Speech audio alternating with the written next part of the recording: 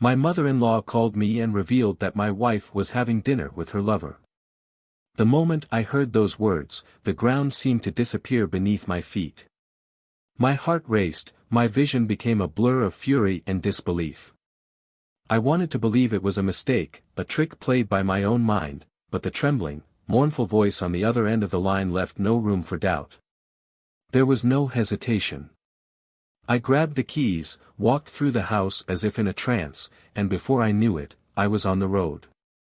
The city lights passed before my eyes, but I didn't see them. All that existed for me was the image of her, sitting at the table with another man, smiling as if I had never existed. The woman who promised fidelity, who held my hand at the altar and swore eternal love, was there, sharing a romantic meal with a stranger. My breathing was heavy, my mind was buzzing with questions. How long has it been? Why? What does he have that I don't have? My chest burned with a mix of pain and anger. Every mile I walked to that restaurant was a cruel reminder that my life was no longer the same.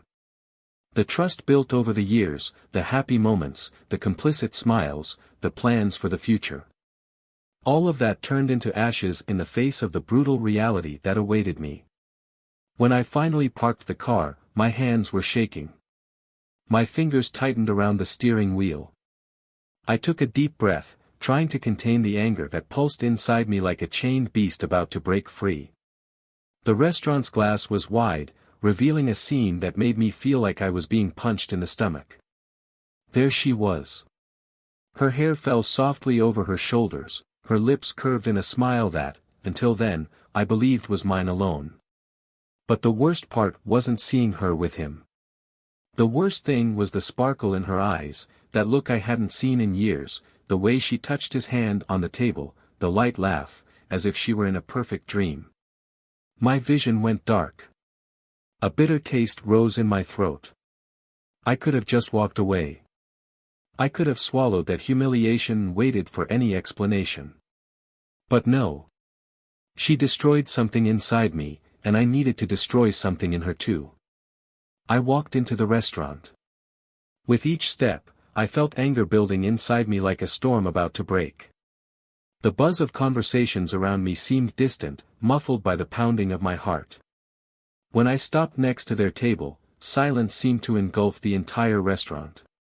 She looked up, and in that instant, I saw the horror written on her face.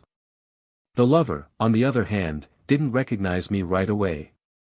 He looked me up and down, confident, sure of himself, as if nothing could shake his bubble of pleasure. As if it were his right to be there, having dinner with my wife. So this is how it ends. My voice came out firmer than I expected, a tone of cutting coldness that made his smile disappear instantly. After everything we've been through, after everything we've built, this is how you decide to throw everything in the trash. The lover looked at me, confused, and finally understood the situation. He looked at her, waiting for a reaction, but all he got was absolute silence. She had no words. I knew there was no possible excuse, that nothing could erase what was happening there. The entire restaurant was attentive, the curious looks, the discreet whispers. Do you want to know how this ends? I continued, with a bitter smile. End now. Here, in front of everyone. I want every person in this room to see who you really are. I want them to remember you as the woman who destroyed her marriage over a cheap dinner with a stranger. She opened her mouth, her eyes filled with tears, but I raised my hand, cutting off any attempt at explanation. There was no explanation that could erase the pain of being betrayed, the suffocating feeling of being deceived by the one who should love me most. The lover finally spoke up, his arrogant voice trying to maintain control of the situation. Look, man, I think you should calm down. The laugh that escaped my lips was bitter. Do you think I should calm down? My voice was full of contempt. Do you really think you have that right? Silence once again dominated the environment. She lowered her head, unable to meet my gaze. And then, I announced, loud enough for everyone in the restaurant to hear, I'm asking for a divorce. And it won't be an ordinary divorce. I will make sure you lose everything. It was at that moment that I saw the first crack in his mask of coldness. Her eyes widened, her lips parting in shock. The lover, who until then had remained haughty, began to shrink in the chair. But what no one knew, what even I couldn't imagine, was that the man sitting in front of my wife wasn't just any lover. He had secrets. Secrets that would make that betrayal even more bitter. Secrets that would make my wife regret it until the last day of her life. Because, contrary to what she thought, I wasn't the only victim that night. And when I discovered the whole truth, the game would change completely. Welcome to the channel where the truth about cheating is exposed bluntly. Here, we do not romanticize infidelity, on the contrary, we show how it destroys lives, tears ties and leaves deep scars. All the stories are fictional, but the pain, consequences and lessons are real. Betrayal is not a mistake, it is a choice, and every choice has a price. Get ready for a shocking story, full of twists and painful truths. Get comfortable, because what comes next will keep you captivated from beginning to end. From the beginning, the relationship Daniel and Clara it seemed to be one of those destined to last forever. They met in college, during an academic event, when a small incident, an accidentally spilled coffee, brought them together in an unexpected way. The initial awkwardness quickly gave way to laughter, and that spontaneous connection grew naturally, evolving into something deeper. Within a few months, they were inseparable, sharing dreams, ambitions and plans for a future that seemed solid and promising. Time has only strengthened that bond. Marriage came with the promise of complicity and fidelity, sealing a love that, for many, was worthy of admiration. Their routine has been consolidated over the years. Daniel, a successful engineer, spent most of his days immersed in projects and meetings, but always found time for Clara. Even on the most exhausting days, I made a point of coming home with a gesture of affection, whether it was an impromptu dinner, a foot massage or simply a long conversation about any banality.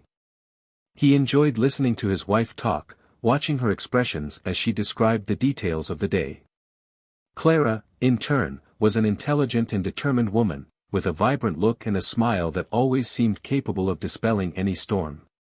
Graduated in administration, she worked in a consulting company and, despite the demands, managed to balance her professional and personal life well. The house where they lived was an extension of what they built together.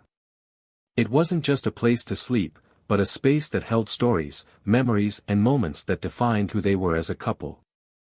The decoration brought small traces of their personalities, engineering books mixed with classic novels, abstract paintings that Clara loved and photos scattered throughout the rooms, silent witnesses of the love they shared.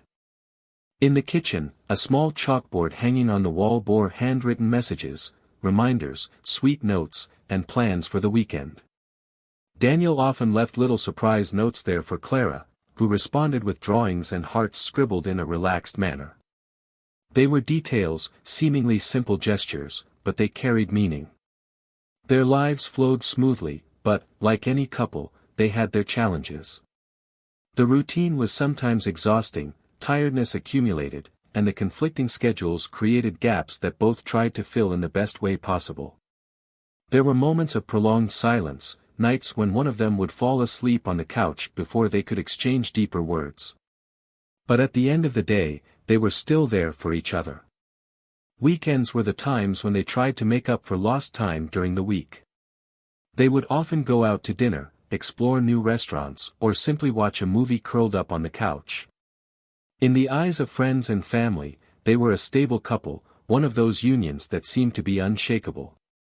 Clara often received compliments about how lucky she was to be married to such a dedicated and passionate man, and Daniel heard from his colleagues that Clara was an exemplary wife, someone with whom any man would be lucky to share his life. However, even the best-built structures can hide small cracks. Over the past few months, Daniel has started to notice something different. Nothing blatant, nothing that could be pinpointed with certainty, but small, subtle changes in Clara's behavior. Before attentive and affectionate, she started to seem a little more distracted, with her gaze lost in thoughts that he couldn't decipher. His smile was still there, but it seemed filled with something he couldn't name. Affectionate gestures became less frequent, and conversations, once fluid, took longer pauses. On some nights, Clara stayed up later, claiming to need to finish reports, while Daniel went to his room alone, feeling a silent discomfort growing inside him. It wasn't jealousy, it wasn't insecurity, but a nagging intuition that insisted on nudging him, even when he tried to push away any irrational thoughts. He wanted to believe that it was just everyday tiredness, that everything would return to normal with time. After all, every marriage goes through phases, and this would be just another one to overcome. Clara, in turn, also seemed to be dealing with something she didn't share. There were moments when his gaze became vacant, as if he were in another place, far from everything around him. Some nights, Daniel would wake up and realize that his wife was not by his side. When I looked for her, I would find her sitting on the sofa in the living room, playing on her cell phone or just staring into space. When I asked if everything was okay, she responded with a tired smile and said she just needed some time for herself. He believed. Or, at least, I tried to believe it. Sundays, which were previously dedicated to moments spent together, began to become lonelier for Daniel. Clara started going out more often, saying she needed to sort out work issues or meet friends for coffee. He saw no reason to be suspicious, but at the same time, he couldn't ignore the feeling that something was slipping through his fingers. Despite these subtle changes, Daniel clung to the idea that the love between them was solid enough to withstand any turmoil. He refused to think that there could be anything wrong, that Clara could be hiding something from him. After all, what could it be? They were always accomplices, they were always loyal to each other. But fate has cruel ways of testing people's faith. That particular night, as Daniel was finishing an important project at the office, his phone rang. The voice on the other end of the line carried a hesitant tone, as if it was about to drop a bombshell that would change everything. From then on, nothing would be the same again. The night seemed like any other, but inside Daniel something wasn't right. The feeling of restlessness that had been growing over the past few months was now impossible to ignore. Clara's excuses, the vacant looks, the increasingly frequent absences, all of this created an uncomfortable shadow over the marriage that he believed to be solid. He didn't want to think about the worst, he refused to doubt the woman he had chosen to spend his life by his side, but there was something in the way she smiled when she said she needed to leave to resolve work issues that made his stomach turn. Something cold, distant, almost mechanical, as if you were just repeating a rehearsed excuse, without worrying about making it convincing. That night, Clara went out again, dressed with care that didn't seem befitting a simple dinner with friends. Daniel watched as she finished getting ready, applying lipstick with a precision he hadn't seen in a long time, choosing a dress that highlighted her curves in a way that looked like it was designed to make an impact. He didn't ask where he was going, because he already knew that the answer would be generic, vague, something that would make him even more uneasy. He just watched as she grabbed her bag and gave him a hasty kiss on the cheek before heading out the door. The sound of her heels clicking against the floor echoed in her ears long after she was gone. He tried to ignore the suffocating feeling of being left behind.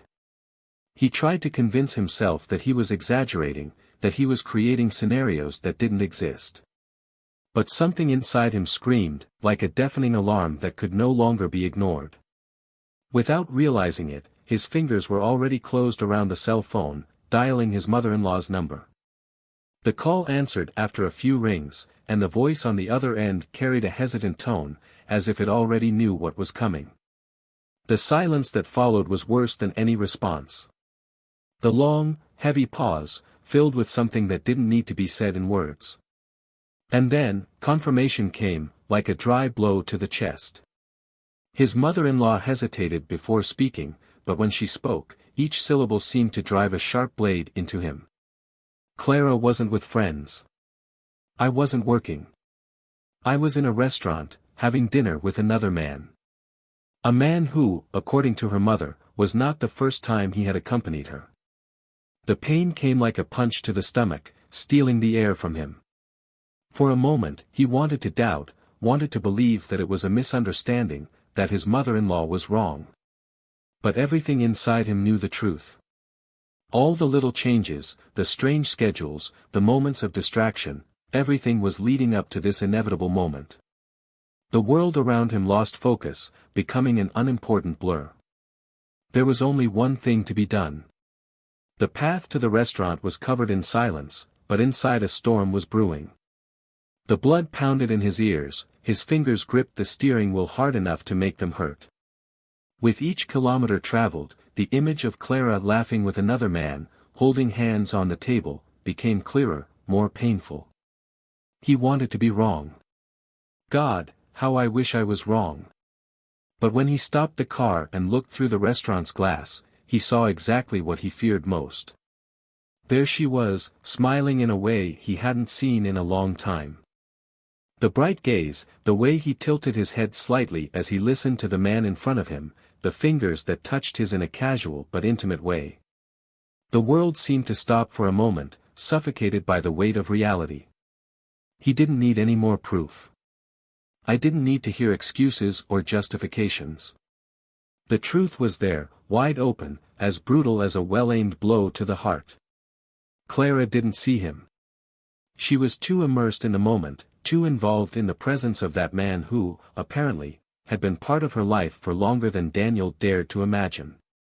The lover seemed comfortable, sure of his position, smiling confidently, as if he knew he had control of the situation. As if he knew there was no danger. But he was wrong. Daniel pushed open the restaurant door and felt the warm air and the buzz of conversation around him, but it was all distant noise. His steps were firm, driven by something beyond anger. It was a deeper feeling, something that bordered on instinct. He walked between the tables, eyes turning to him as he approached the couple, his presence becoming impossible to ignore. It was only when his shadow fell across the table that Clara finally saw him. The shock on his face was immediate, his eyes wide, his mouth half open, as if he wanted to say something but didn't know where to start. It took the lover a little longer to realize what was happening, but when he did, his smile disappeared, replaced by an alert expression. The silence that followed was crushing. Every person in the restaurant seemed to have been holding their breath, waiting for the moment when the bomb would finally explode. Daniel looked at Clara, his wife, the woman he loved, and realized that there was nothing else there. No connection, no trace of what they once were. Just an immense void, an abyss that separated them irreversibly. And then, he spoke. And with just a few words, he destroyed everything that was left. The silence that took over the restaurant was so intense that Daniel could hear his own breathing quicken, each beat of his heart echoing in his ears like a war drum.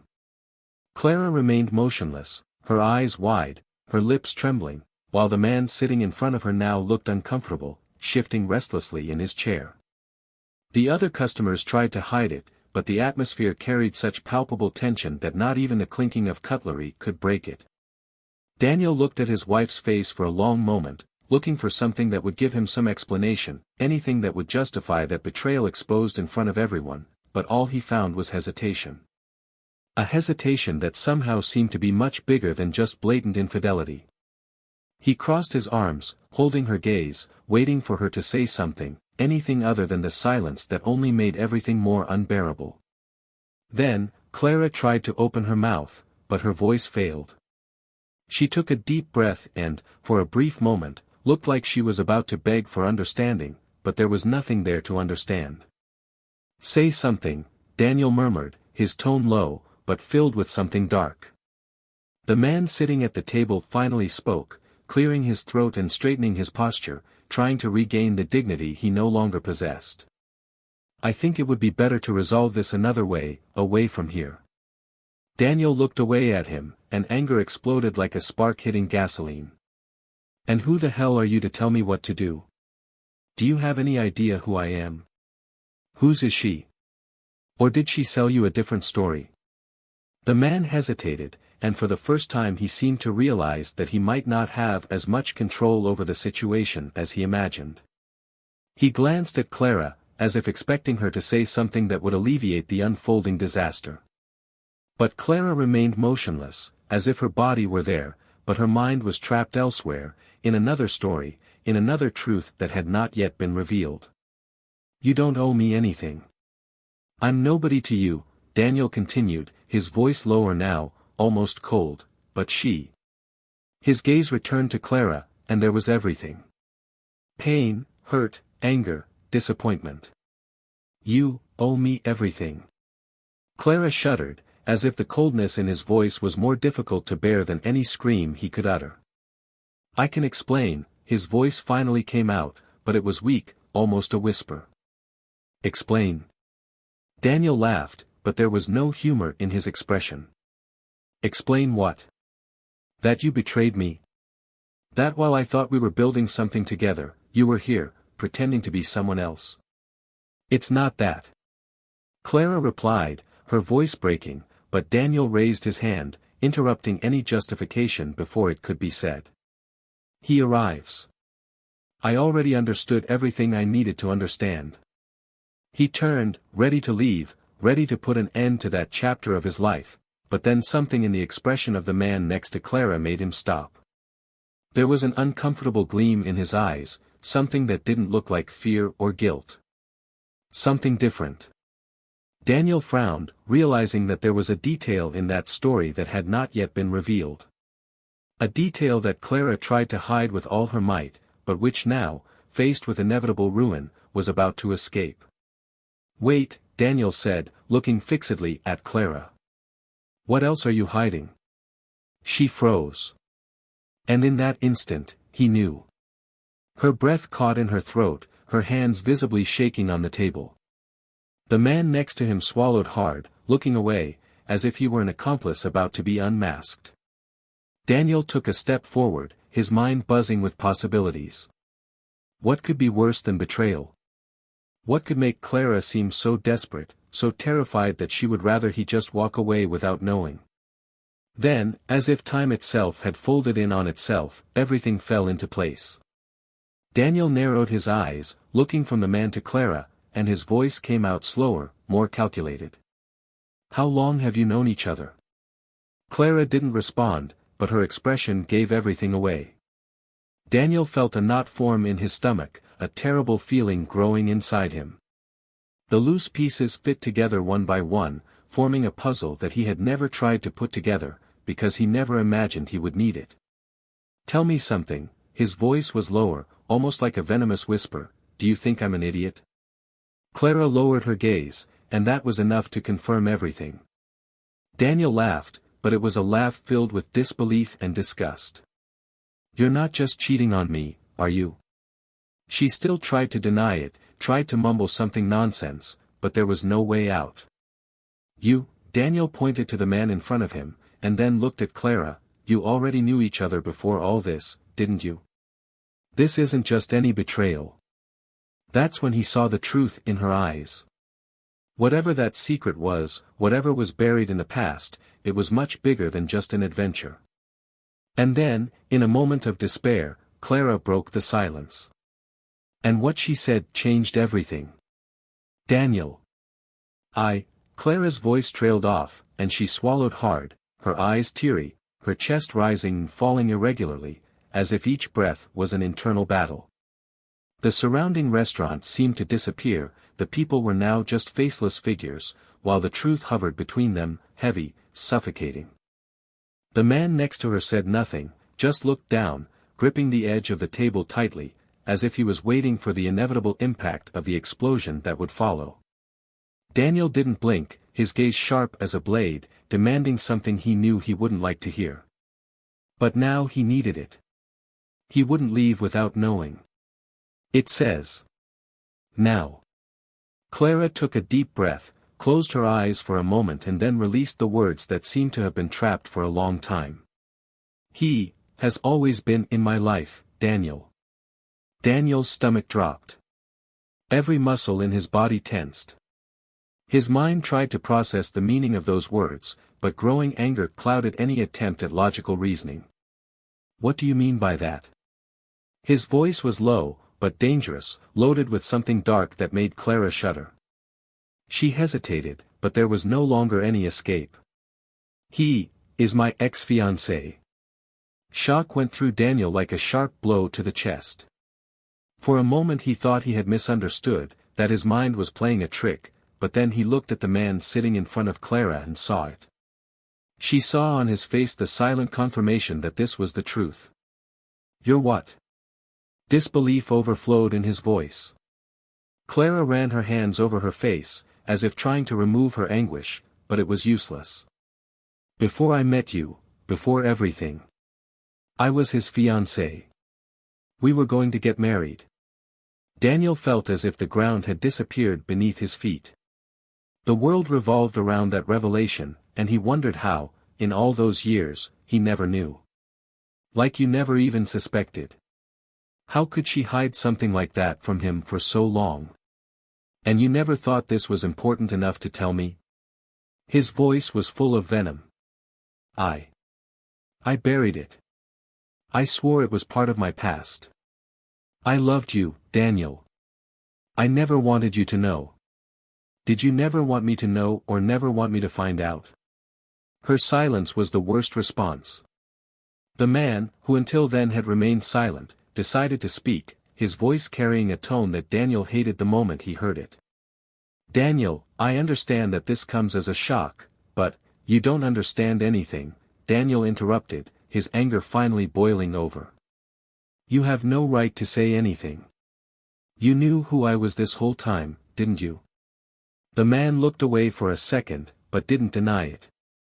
"You knew." Daniel felt the bitter taste of the truth. "You saw me next to her all these years and you never thought I should show up, that I should say anything. It wasn't about you, Daniel. It was about her.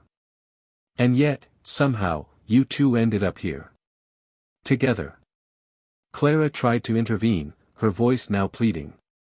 "I never planned any of this, Daniel. He appeared out of nowhere, and you let him into your life again," Daniel completed for her. "And he didn't just go in. You put him above me." Her eyes filled with tears. "I don't know what happened. I just know that, you know exactly what happened. You cheated on me with the man who one day promised to marry me before. The man who stayed in the shadows, waiting for the right moment to return." The pain that was growing inside Daniel was something he had never experienced before. The betrayal in itself was already unbearable, but the fact that it was with someone who had always been there, someone who she never really erased from her past, made everything even worse. He wasn't just any stranger. He was a shadow that, unbeknownst to Daniel, always hung over their marriage. "Do you still love him?" Daniel asked, his voice now weak. Clara's crying intensified, and that was the answer.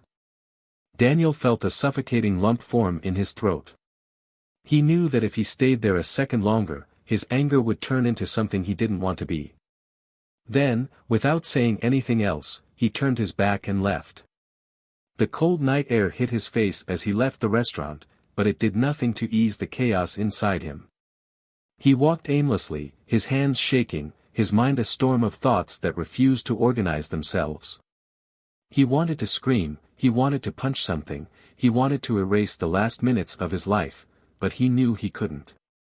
Because now everything was real. Because now nothing made sense anymore. And, most of all, because he now knew that he was never the only one in Clara's life. It was never enough. It was never the definitive choice. Just a break in the middle of something that never ended. And that was what hurt the most. The night seemed darker than ever as Daniel walked aimlessly through the almost deserted streets. The cold wind bit his face, but he barely felt it. What burned inside him was far more intense than any physical sensation. Each step echoed in silence, resounding like a cruel reminder of everything I had lost. Betrayal was an unbearable pain, but what tore him up the most inside was the fact that he had never been the only one. Never having been, for Clara, what she was for him. He thought he had built a life alongside her, but now he realized there was always another silent presence, a shadow from the past that never really disappeared. He didn't know how long he had been walking. The restaurant was long gone, but his mind was still stuck there, in that moment when everything fell apart. Her look, her hesitation, the confession that fell like an irrevocable sentence. The groom who was never completely forgotten. The past that, unbeknownst to him, still governed the present. How could he compete with that? How to fight a ghost that never ceased to exist? He stopped suddenly, leaning against a wall, feeling the weight of everything that had happened hit him all at once. His breathing was heavy, his chest heaving as if something inside him was being forcibly ripped out. He tried to close his eyes to banish the images that kept repeating in his mind, but it was useless. He saw Clara laughing, holding that man's hand, her eyes shining in a way he hadn't seen in years.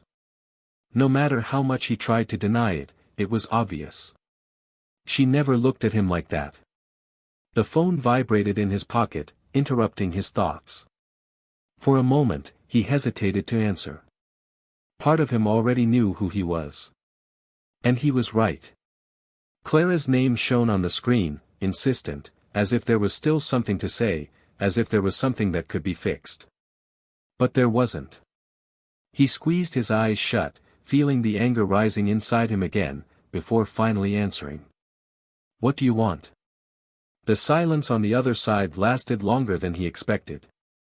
When Clara finally spoke, her voice was low, filled with something he couldn't identify.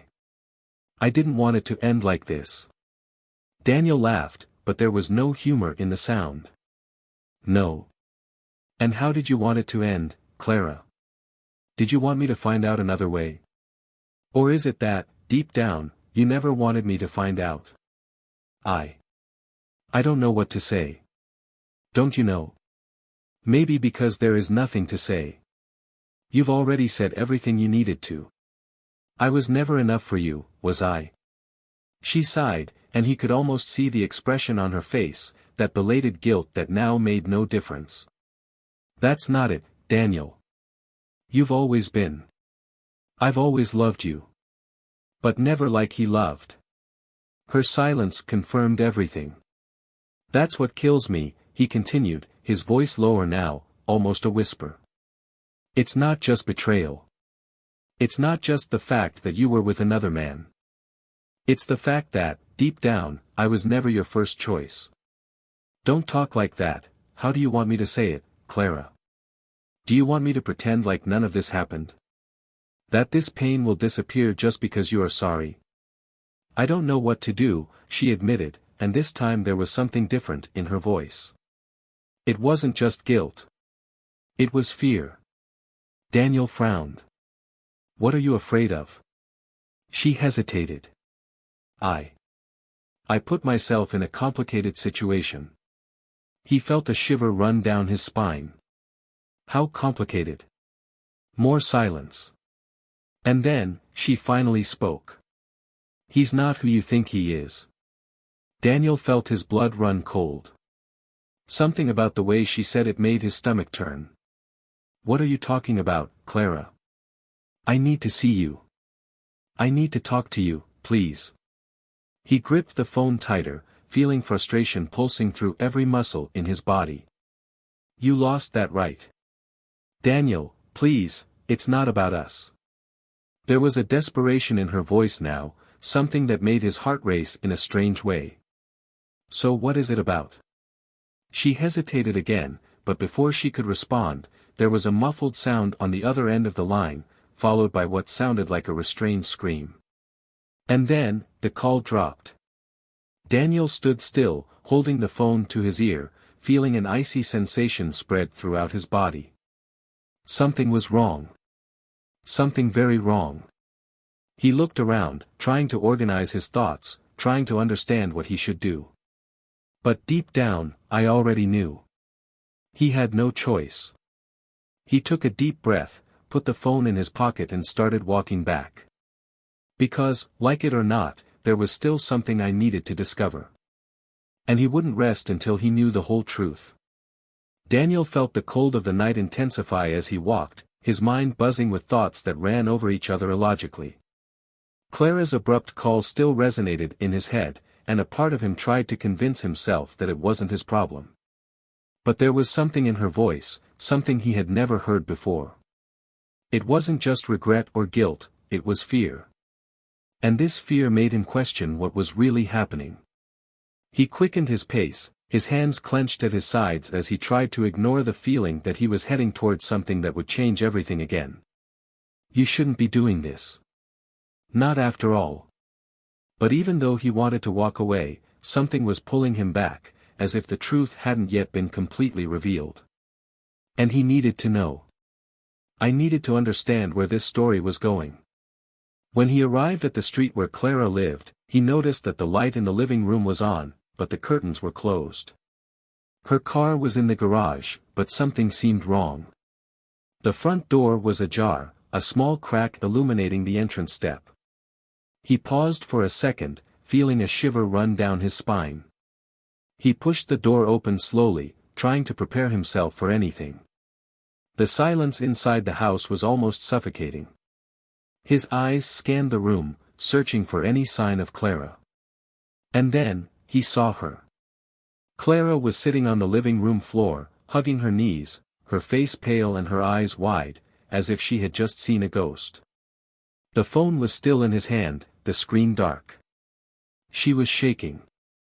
Not from the cold, but from something much worse. Clara. She looked up, and the moment she saw him, she seemed to lose all strength.